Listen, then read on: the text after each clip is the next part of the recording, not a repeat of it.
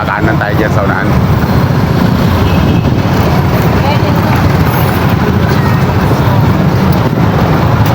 Singit. Pasingit kahit mabaho. Opya. Opya. Yan guys, kakanan tayo dyan.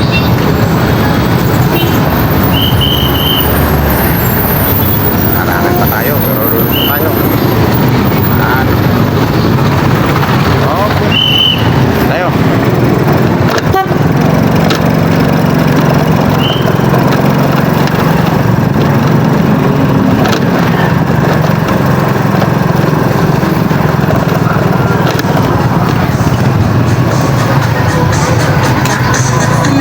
Itlog, saging. Iba naman may bali. Sa akin mantika, sa kanya itlog, saging. Unahin ko muna halukin dito yung bukit. Balikan ko na lang.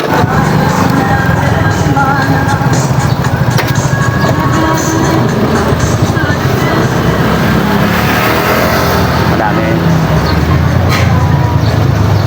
Ayos yung araw. O, sige po. So may naunan na sa atin. Ganoon naman talaga. Naunahan lang ito, may tumawag sa atin. Balikan natin.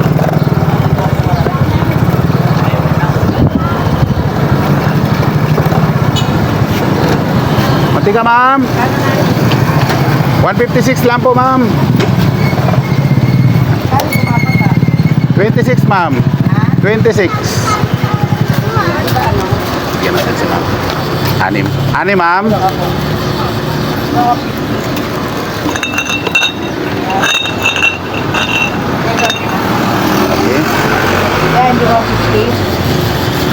Ay ma'am, akin yung size ba? Mahal talaga pa man mantika. Bumalik nung ano.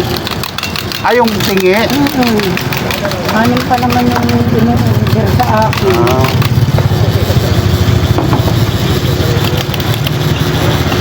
Thank you ma'am.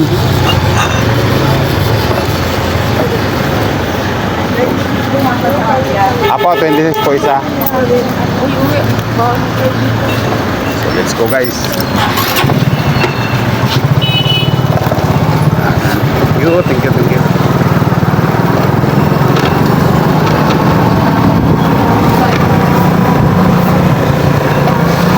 Tayo. Ganun talaga sa paglalako. Una-unahan, sa dami pa naman namin naglalako.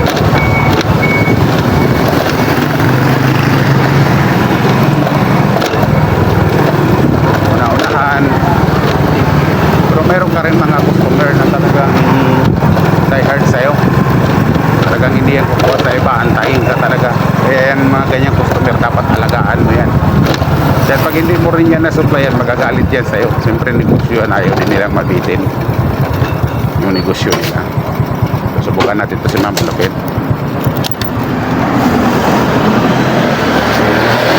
Na ma'am, good morning. Mantika po. Bote, tingi.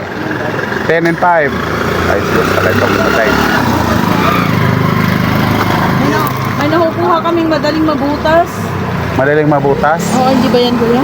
Hindi naman po, maganda yung plastic natin. Medyo makunat po yan. Pagkano po yung isang balat? 100 pa rin po. Dalawa po. Dalawang tag 5. Tag 10 ma'am. 5 lang. Tag 5 lang, okay. 5 si madam.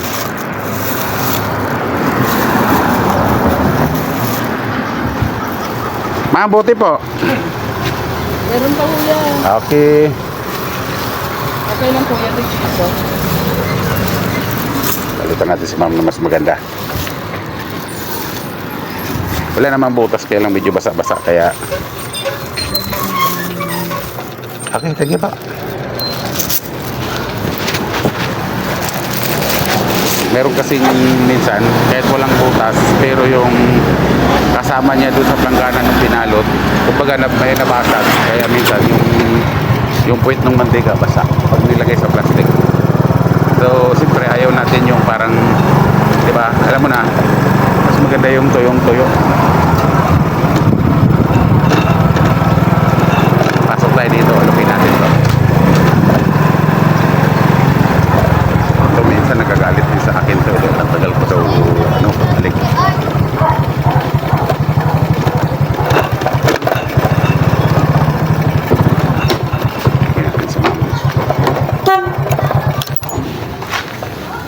Kaya mantika po.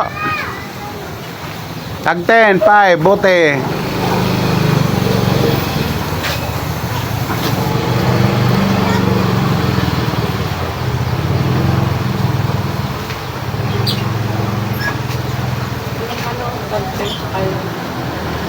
Tag 10 saka tagpa 5. Kasi ma'am.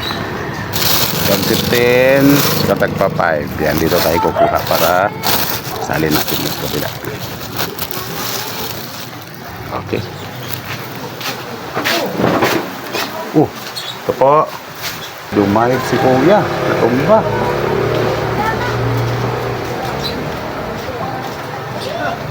Ayun. Natumba si Kuya. Bakit? Mabigat yung karga niya sa likod. Talaga. Kaya dapat talaga. Buti po. Meron ka pa. Meron po. Okay, thank you ma'am. Siguro.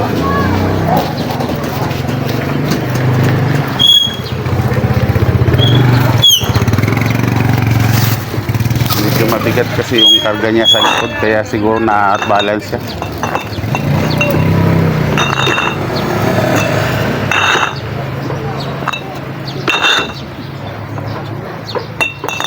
Kaya ating ingat sa ating lahat. Alam mo naman yung dala natin, dalawa lang ang gulong.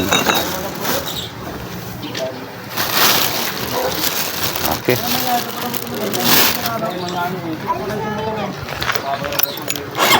Lalabas tayo ulit dito sa lugar na to. Lipat tayo ng ibang lugar, doon naman tayo sa may highway.